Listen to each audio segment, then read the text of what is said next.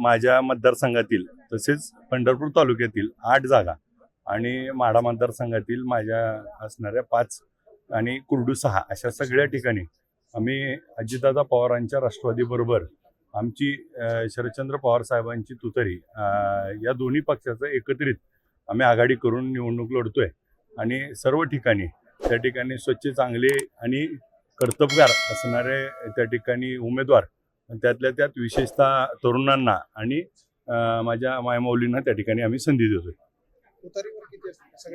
नाही, आपण mix matchup केलंय. काही ठिकाणी वर घड्याळ असेल तर खाली तुतारी वर असेल घड्याळ, त्या ऍडजस्टमेंट नुसार आम्ही त्या ठिकाणी एक संघ दोन राष्ट्रवादी एकत्र आल्यानंतर काही राष्ट्रवादीचे नेते ते आता राष्ट्रवादीची साथ सोडताय, कमळ हाती घेत आहे, काय त्यांना भीती वगैरे जाणवली काय?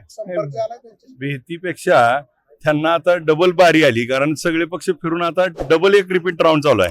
त्यामुळे त्यांच्याबद्दल बोलण्यासारखं काय ही वाटत नाही.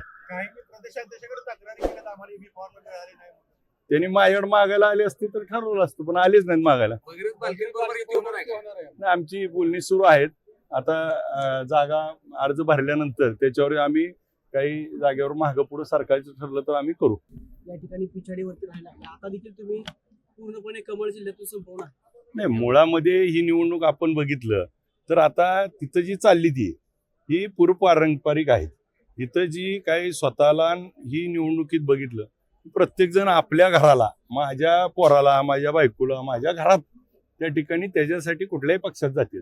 त्या पक्षासाठी त्यांना काही घेणं देणं नाही. त्या ठिकाणी सगळी निवडणूक ही स्वतःसाठी त्या ठिकाणी चालू आहे.